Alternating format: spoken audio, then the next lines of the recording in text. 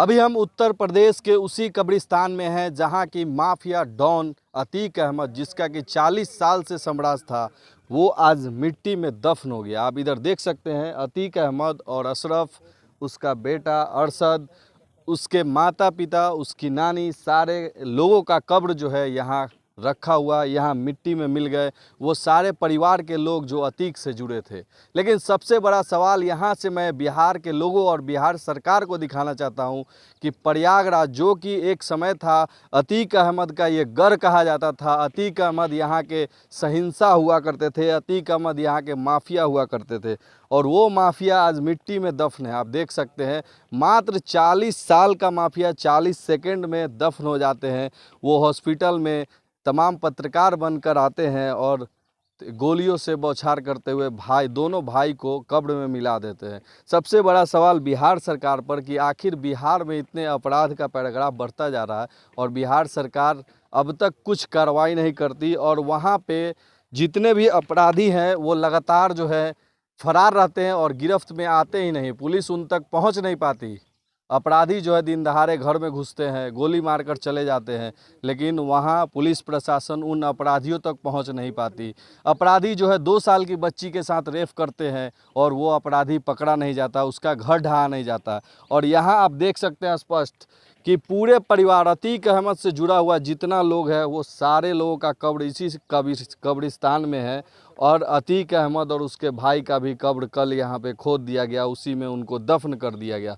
सबसे बड़ा सवाल, हमारे साथ शंभू जी हैं, बिहार से चलकर यहाँ रिपोर्टिंग करने आए हैं, इनसे हम बातचीत करेंगे कि शंभू जी, अगर बिहार में इसी चीज़ को, अगर इसी कानून को, इसी तरह की व्यवस्था बनाई जाती है तो बिहार में क्या इस अपराध पे शिकंजा लग सकता है? या अपराध पे शिकंजा तो लग सकता था, लेकिन वहाँ पर जो है ना वोट बैंक की राजनीति लोग ज़्यादा करते हैं। वोट बैंक की पहले भी हम लोग चर्चा किया कि वहाँ पर जाति इतनी बंटवारा है कि धर्म के आड़ में लोग जो है ना इस तरह का शिकंजा नहीं कसने की राजनीति, जितनी भी पार्टी है उनमें इतनी वो नहीं है, महत्वाकांक्षा, इतना आत्मबल नहीं है कि इस तरह का डिसीजन ले, जिस तरह से जोगी मॉडल डिसीजन ले रहे हैं कि जो अपराधी प्रवृत्ति के लोग उनका बुलडोजर से मकान ढा देते हैं, अपराधी को एनकाउंटर हो जाती है, कहीं भी अगर झड़प में तो एनकाउंटर कर देते हैं, अरेस्ट नहीं करते, सीधे एनकाउंटर कर देते हैं। तो इस तरह का मंसूबा बिहार सरकार में अगर हो जाता तो शायद आज भी बिहार के लोगों की, बिहार की जो स्थिति है यूपी से भी ऊपर हो जाता अपराधी के मामले में, मतलब कि वहाँ अपराध खत्म हो जाता। क्योंकि बिहार में बहुत दिनों से नीतीश सरकार आ गया, नीतीश बाबू बोलते रहते हैं कि हम सुशासन की सरकार चला रहे हैं, लेकिन सुशासन की सरकार आप बिजली, पानी और रोड से ही आप ये आंकड़ा नहीं कर सकते हैं। सुशासन आपको अपराध पे भी आपको जीरो टॉलरेंस रखना होगा, और ये योगी जी ने साबित किया। आप देख सकते हैं 40 साल का जिसका साम्राज्य हो, वो अतीक अहमद आज इसी में दफन है, जो कि 40 यहाँ गांव में राज करता हो, 40 जगहों पे राज करता हो, 40 लोग उसके साथ हमेशा खड़े रहते थे। आज वो अतीक अहमद आप देख सकते हैं अकेले, भाई है बगल में बेटा है, माँ है, पिता है और इधर नानी है। ये 5-6 लोगों का जो है कब्र है, उन्हीं के परिवार का ये कब्र है।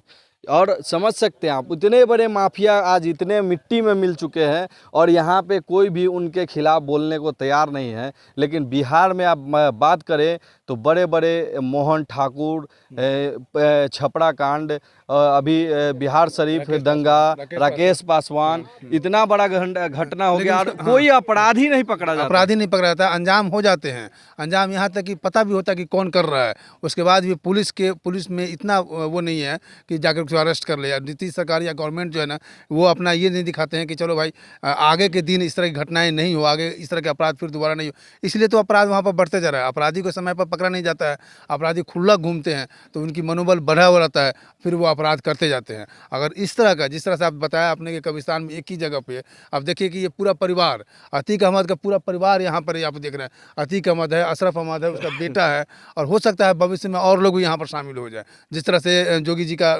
चला, जोगी मॉडल जो चल रहा है, उस तरह से यहाँ पर और लोग का जनाजा यहाँ पर निकल करके आकर दफनाया जा सकता है। तो एक ही जगह में जो 40 साल के साम्राज्य को 40 सेकंड में ख़त्म कर दिया जाता है, तो क्यों नहीं यहाँ पर राम राज्य की जो बात करते रहते, क्यों नहीं राम राज्य आएगा, क्यों नहीं यूपी में अपराध खत्म होगा।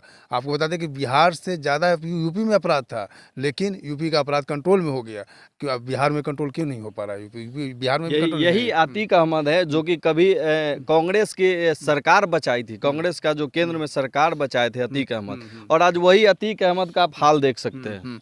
मतलब कि देखिए, अगर आदमी का जब बुरा वक्त आता है ना, जब आप आप जब चरम सीमा पर चल जाए, जब अपराध के चरम सीमा पर क्रॉस कर जाएंगे ना, तो आपको कोई नहीं आएगा साथ में देने के लिए। इसमें कई सारे बात आ गए थे। बात ये आ गई थी कि पॉलिटिकल इसमें ग्राउंड भी लोग घुस रहे थे, पॉलिटिकल ग्राउंड भी आ रहे थे अपराधी छवि में।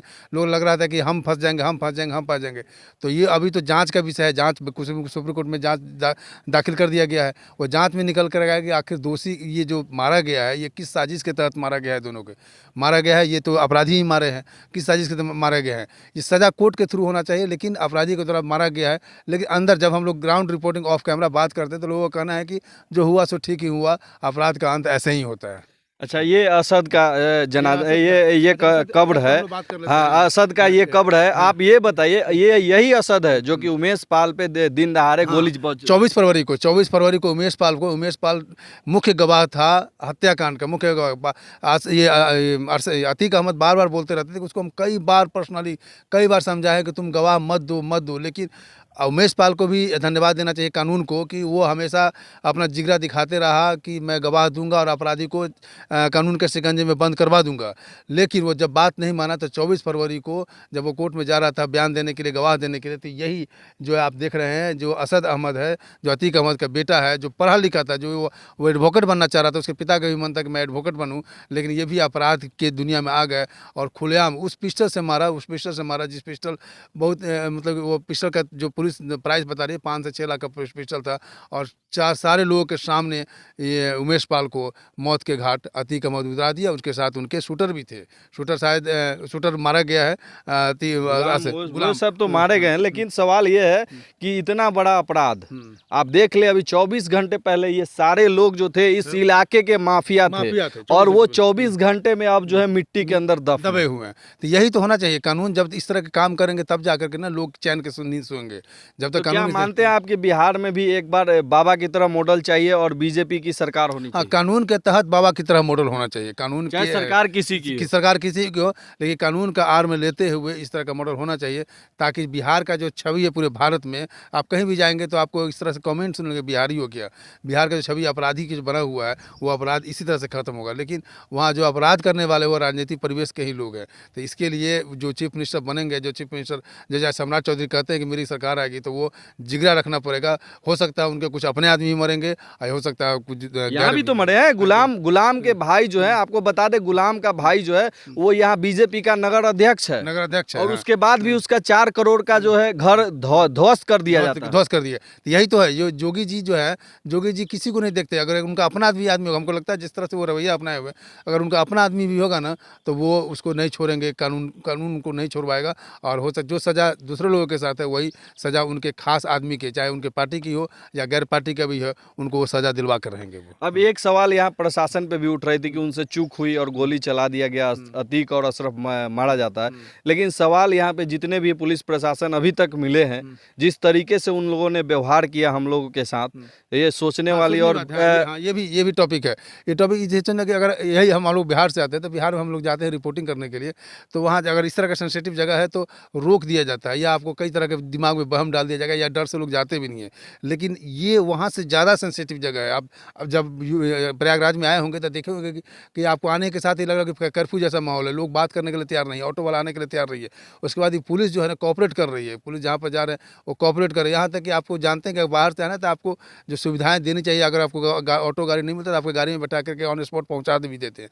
तो ये काबिल तारीफ है पुलिसों के लिए, यूपी पुलिस के लिए, कि इस तरह के सहयोग कर रहे हैं कि आप दिखाइए दुनिया को कि हम क्या कर रहे हैं, क्या किए हैं, क्या नहीं किए, क्या मतलब लोगों के लिए कर रहे हैं। वो आपको दिखाने का माध्यम है, आपको बाधा न बने, मतलब जो बेसिक मुहैया वो बाधा नहीं बने। वो खुद अपने गाड़ी से पहुंचा करके आपको ऑन स्पॉट पहुंचा कर रिपोर्टिंग करवाते हैं और बताते हैं कि ये इस तरह का हम लोग ने किया है। सबसे बड़ा सवाल, जो 24 घंटे इधर आने के लिए लोग तैयार नहीं होते थे, आज 24 घंटे बाद जो हम लोग यहाँ खड़ा होकर रिपोर्टिंग कर रहे हैं, बहुत बड़ी वो भी बिहार पे एक ऐसे जिला से जहाँ की छपरा में इतना बड़ा कांड हो जाता है, पटना में 50 राउंड गोली चल जाता है, और यहाँ देखिए कि अतीक अहमद पे ही 18 राउंड गोली चला दिया जाता है। ये तो मानना 18 राउंड अतीक अहमद पे गोली चलता है। जो अतीक अहमद के नाम से, अतीक अहमद से अच्छे पुलिस ऑफिसर डरते थे।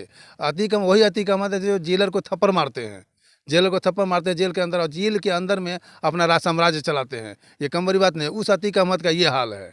जब उस अतीक अहमद का ये हाल है तो छोटे, अब यही देखिए इस अतीक अहमद को ये हाल किया गया, तो यहाँ पर जितने भी छोटे छोटे गुर्गे आप देखते सुनते होइएगा कि पट्टा लगा के आता है कि हम सरेंडर करना चाहते हैं, पट्टा लगा करके थाने में सरेंडर कर देते हैं। तो यही है, जब बड़े मछली जब पकड़ा जाते हैं तो छोटे मछली अपने आप गायब हो जाते हैं।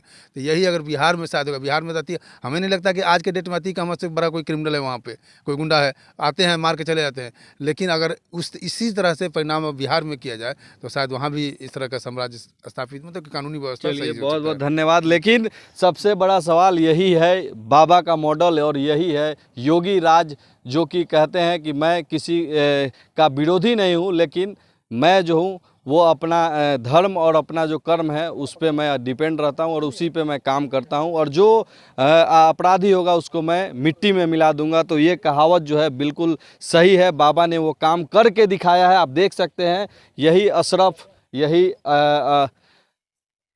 अतीक अहमद और असरद और उसके परिवार के तमाम लोग के ये कब्र है, जहाँ की आप देख सकते हैं फिलहाल जो है मिट्टी में मिला दिए गए हैं। बाकी आप क्या सोचते हैं कमेंट में ज़रूर बताइएगा और वीडियो को शेयर कीजिएगा।